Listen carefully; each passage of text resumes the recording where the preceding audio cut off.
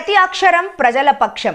HR9 news టీవీకి స్వాగతం, సుస్వాగతం. శ్రీ సత్యసాయి జిల్లా పెనుగొండ నియోజకవర్గం గోరెంట్లలో తెలుగుదేశం పార్టీ నాయకులు దాడిలో గాయపడిన వైఎస్ఆర్సీపీ కార్యకర్తలు ఓబులమ్మ, రామకృష్ణారెడ్డి, భాస్కర్ రెడ్డిలను హిందూపురం ప్రభుత్వ ఆసుపత్రిలో మాజీ మంత్రి శంకర్ నారాయణ పరామర్శించారు. ఈ సందర్భంగా వారికి ధైర్యంగా ఉండాలని, పార్టీ ఎల్లప్పుడూ అండగా ఉంటుందని, పార్టీ అధ్యక్షుడు జగన్మోహన్ రెడ్డి అండగా ఉంటారని తెలిపారు. ఈ సందర్భంగా ఓబులమ్మ, శంకర్ నారాయణలతో 5 సంవత్సరాల లోపు టీడీపీ నాయకులు తమ కుటుంబంలోని అందరినీ చంపేస్తామని తెలిపారని, తమను పోలీసులు పట్టించుకోవట్లేదని వాపోయారు. ఈ సందర్భంగా మాజీ మంత్రి శంకర్ నారాయణ మాట్లాడుతూ రాష్ట్రంలో ప్రజలకు రక్షణ లేకుండా పోతుందని, టీడీపీ నాయకులు, టీడీపీ మూకలు పేట్రేగిపోతున్నారని, భయభ్రాంతులకు గురి చేస్తూ హత్యలు చేస్తున్నారని, అధికారం శాశ్వతం కాదని, పెనుగొండ నియోజకవర్గం శాంతి కాముక ప్రదేశమని, ఇలా శాంతి భద్రతలకు, ప్రజా జీవితానికి నిఘాతం కలిగిస్తున్న అల్లరి ముఖాలను పోలీసు వ్యవస్థ వెంటనే శాంతి భద్రతలను స్థాపించాలని విజ్ఞప్తి చేశారు.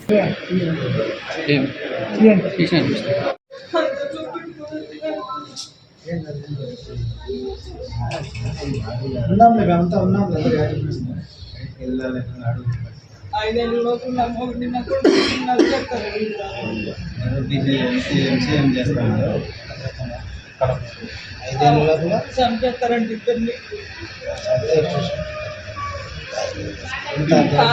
మన వచ్చినాను సార్ వీళ్ళ ఇంట్లో రామ్మోహన్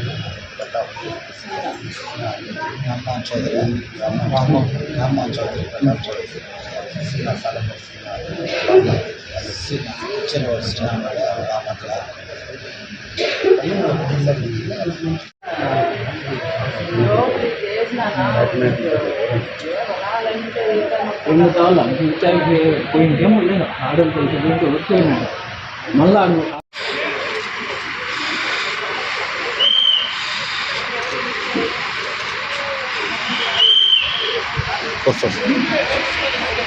వ్యాప్తంగా తెలుగుదేశం పార్టీ, కూటమి పార్టీలు ఏవైతే ఉన్నాయో ఆ పార్టీలకు సంబంధించిన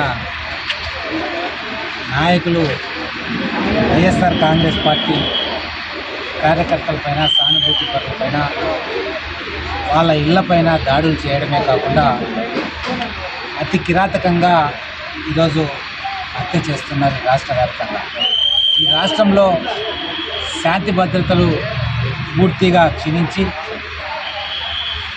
ఎవరైతే సామాన్య ప్రజలు ఉన్నారో వాళ్ళ మాన ప్రాణాలకు ఈరోజు రక్షణ లేకుండా పోతుంది తెలుగుదేశం పార్టీ కూటమి ప్రభుత్వం. ముఖ్యంగా ఈ తెలుగుదేశం పార్టీ వాళ్ళు ఈ రాష్ట్ర వ్యాప్తంగా ఎక్కడ చూసినా కూడా ఒక భయానక వాతావరణాన్ని సృష్టించి వైఎస్ఆర్ కాంగ్రెస్ పార్టీ సానుభూతి పరులపైన, కార్యకర్తలు, నాయకులను నిర్దాక్షిణ్యంగా, అతి కిరాతకంగా వాళ్ళపై దాడి చేస్తూ, వాళ్ళ ఇళ్లపై దాడి చేస్తూ, మరి అతి కిరాతకంగా మనుషుల్ని హతమారుస్తున్నటువంటి సంఘటనలు మనమంతా చూసాం.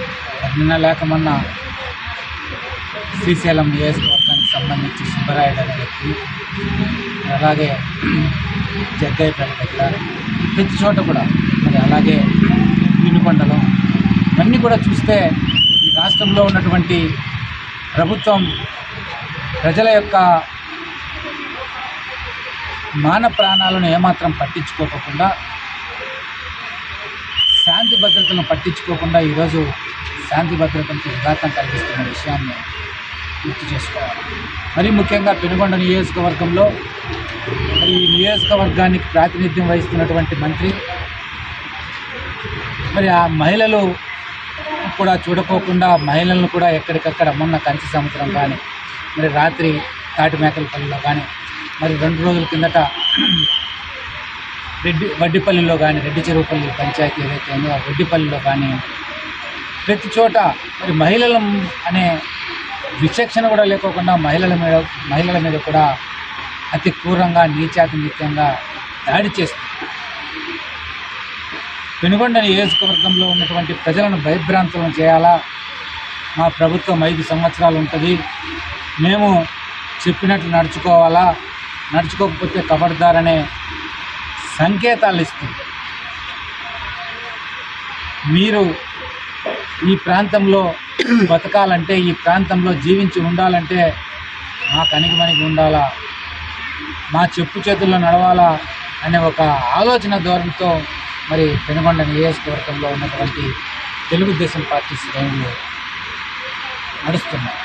మరి వీటన్నిటికి కూడా మరి ఈ నియోజకవర్గానికి ప్రాతినిధ్యం వహిస్తున్నటువంటి మంత్రి సవిత గారు బాధ్యత వహించాలి. ఎందుకంటే గతంలో మరి 2019లో నేను ఎన్నికల్లో గెలిచిన తర్వాత 2019 నుంచి 24 వరకు కూడా